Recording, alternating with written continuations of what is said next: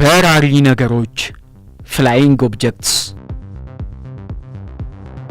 የሰው ልጅ በአየር ላይ ከፍ ብሎ የመብረር ፍላጎት መሰረትን ለማየት በጊዜ ሰሌዳ ላይ የሰፈሩ ክታቦችን ብንፈልግ ወደ 2000 ዓመት የኋልዮሽ ያስፈነጥረናል።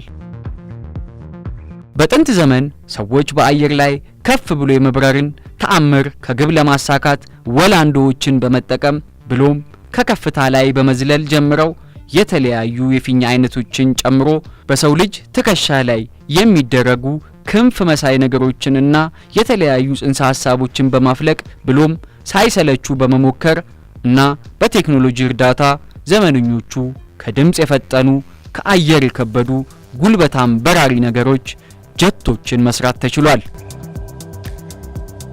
የመብረር መሰረታዊ ሐሳብ ከአዋፋት የመብረር ችሎታ ላይ የተመሰረተ ሲሆን ይኸውም በአየር ላይ የሚገኘውን ከፍተኛ ንፋስ ተቋቁመው ተፈጥሯዊ ክንፎቻቸውን በመጠቀምና በማንቀሳቀስ አየር ላይ የሚበሩበት ጽንሰ ሐሳብን የቀዳ ነበር። ቻይናውያን ወላንዶዎችን በመጠቀም ከክርስቶስ ውልደት በፊት ቢፎር ክራይስት ለመብረር የሚጠቀሙባቸው በራሪ ነገሮች ነበሩ። በዚህም ወላንዶዎች የመጀመሪያው በሰው ልጅ የተሰሩ በራሪ ነገሮች ተብለው ተሰይመዋል። ሌሎችም ሀገሮች ወላንዶዎችን በመጠቀም የበረራ ሙከራዎችን ማድረግ ጀመሩ። ታዋቂው ጣሊያናዊ ሰዓሊና ሳይንቲስት ሊዮናርዶ ዳቪንቺ በ15ኛው ክፍለ ዘመን በወረቀት ላይ የተሰራ የአዋፋትን የክንፍ እንቅስቃሴ በሂሳብ ስሌት አግዞ የበራሪ ነገሮች ንድፍ በብዙ ጊዜ ጥናትና ምርምር ማስቀመጥ ችሎ ነበር። ምንም እንኳ የተሳካ ተግባራዊ ሙከራ ማድረግ ባይችልም የወረቀት ንድፉ የተሳካና ለዘመነኞቹ በራሪ ነገሮች ንድፍ መሰረት ያስቀመጠ ነበር። እንደ አውሮፓውያን አቆጣጠር በ1783 ሁለቱ ፈረንሳዊ ዜግነት ያላቸው ወንድማማቾች ጆሴፍ ሞንጎልፊየር እና ኢተን ሞንጎልፊየር የሙቅ አየር ፊኛ ሆቴር ባሉን በመስራት ሰዎችን ይዘው መብረር ቻሉ። በዚህም የሙቅ ፊኛ በረራ ከ300 ሜትር በላይ ወይንም 1000 ጫማ ያህል ከፍታ የወጣ ብሎም ከ8000 ሜትር በላይ ወይንም 5 ማይል ርቀት የተጓዘ ነበር። ነገር ግን እነኚህ ፊኛዎች የሰውን ልጅ የመብረር ፍላጎት ቢያስታግሱም ፊኞች የንፋስን አቅጣጫ ነውና የሚከተሉት የሰውን ልጅ ወደሚፈልገው ቦታ ማንቀሳቀስ አልቻሉም ነበር። ስለሆነም የአዋፋትን ክንፍ ተፈጥሯዊ አሰራር ሂደት በመቅዳት ብዙዎች ከአየር የከበዱ በራሪ ነገሮችን ለመስራት ሞክረዋል። ከነዚህ መሃልም እንግሊዛዊው ሰር ጆርጅ ኬይል በ1799 ለመጀመሪያ ጊዜ የመብረርን መርህ በማጤን ለዘመናዊው በራሪ ነገሮች አውሮፕላን ጽንሰ ሐሳብ በመረዳት ቀዳሚ ሆኖ ተገኘ። በዚህም የበረራ አባት የሚል ተቀጥላ ስም ተሰጠው። ከዛም ጀርመናዊው ኦቶ ሊሊንታል ከአየር የከበደ በረራን ጽንሰ ሐሳብ በማጥናት ለሰው ልጅ ክንፍ መሰል መብረሪያ በማዘጋጀት የሚበር በራሪ ነገር ሰራ።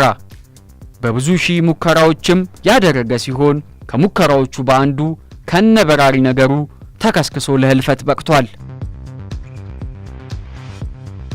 የአሜሪካኖቹ ሳይክል ጠጋኝ ወንድማማቾች ዊልበርና ኦሊቨር ራይት የኦቶ ሊሊንታልን የበረራ ሙከራ መረጃዎችንና የጆርጅ ኬይል የበረራ ጽንሰ ሐሳብን በመጠቀም በራሪ ነገር ለመስራት መሞከር ጀመሩ።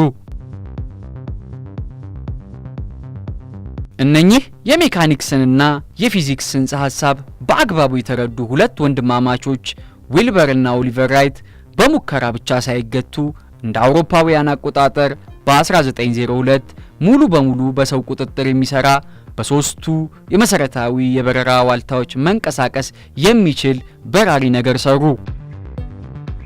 አንድ አመት በኋላም በ1903 የሞተር ኢንጂንንና የሳይክል ሰንሰለቶችን በማካተት ለመጀመሪያ ጊዜ በተሳካ ሁኔታ የጎለበተ በረራ ፓወርድ ፍላይት አከናውነዋል።